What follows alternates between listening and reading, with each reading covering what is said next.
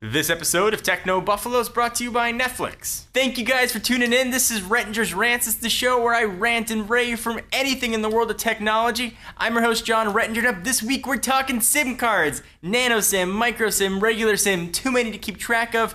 It makes it impossible to know which one goes in which phone, what adapters you're gonna need. Let's go ahead and get ranting. So before the iPhone 4 launch, you really had one SIM card size. It was standard, it was used in every phone, and it made those GSM folks happy. SIM card is what's used in GSM phones, so in the US that'd be AT&T and T-Mobile to put all your phone number on. Essentially it was your phone on a card. You could take that SIM, you could pop it into any phone, and suddenly your phone number was on there. So now any carrier that has LTE network uses a SIM card, but back then it was only those two and life was simple. We review phones here at Techno Buffalo, and whenever I wanted to try a new phone, I'd pop out my SIM card, I'd put it in a new phone, and I was good to go. Then the iPhone 4 came along and Apple said, you know what, we want to save room, we're going to create a micro SIM. It's got the same size contacts as regular size SIM card, we're cutting out the plastic. We want to make sure every millimeter, micrometer, nanometer is used economically. Okay, fine, we got it. Micro SIM became the standard for most phones. It was adopted by Samsung, it was adopted by Nokia, it was adopted by HTC, and then that was just the new standard. It was great, everything was fine with the world. You could pop in a micro SIM in any phone. If you wanted to use an adapter, you could do so. There were SIM cutters available. All you had to do was take a SIM cutter and a regular size SIM, cut it, and you can use that regular size SIM hole as an adapter, and everything worked out perfectly. Then Apple said, you know what? We want to save a few more millimeters. Now we're going to create nano SIMs with the iPhone 5, make it nearly impossible to take your SIM card from an iPhone 5 and put it directly into another phone. You need to get another kind of adapter. Now I understood the move from regular SIM to micro SIMs. There was a decent amount of plastic and wasted space on that SIM card. But going from micro to nano is really a matter of millimeters.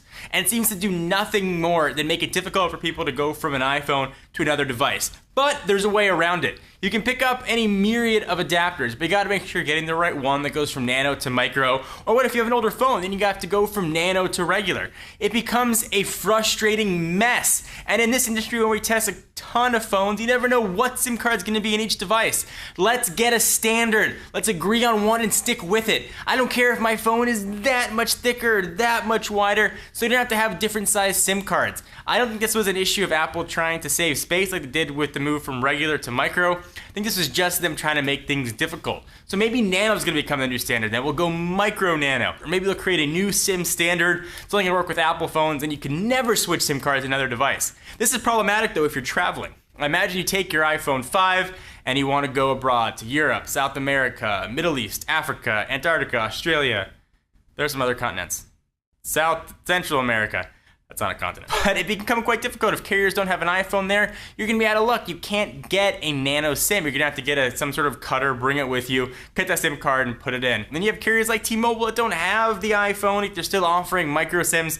The whole world of SIM cards blows my mind and makes me crazy mad. Now, I know it's a tiny little thing and everyone's gonna say first world problems and all that kind of business, but it is really annoying. And it's another sign of Apple getting more and more proprietary. What do you guys think? Am I way off base? Am I a cranky old man, or do you agree? Do you hate trying to buy adapters or keep track of different phones? If you switch phones quite frequently, you'll know exactly what I'm talking about. It is maddening. So we take a minute to talk about something that's not maddening, something that's incredibly easy. Our friends and sponsors at Netflix. Netflix streams TV shows and movies directly to your home, saving you time, money, and hassle. As a Netflix Unlimited member, you can instantly watch TV episodes and movies streaming directly to your PC, Mac, or right to your TV with your Xbox 360 or Wii console. Watch as many movies as you want, anytime you want.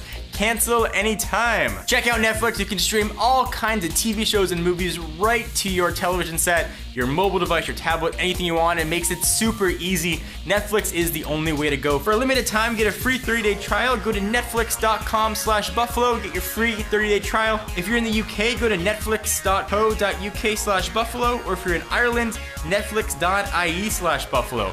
And you can go ahead and get your free 30-day trial. So this new SIM standards, am I crazy? Am I wrong? I want to hear your thoughts on it. I want one SIM card size for every phone. It's enough that we got to deal with the different phone adapter for different phones. Almost everybody except for Apple has gone micro USB. Why can't we just get SIM cards to agree? And maybe if we can just agree on a SIM card standard, maybe there's a chance for peace in the rest of the world. I'm John Rettinger. Thanks for watching. Check us out at technobuffalo.com for the latest and greatest tech news. I'll see you in the next video.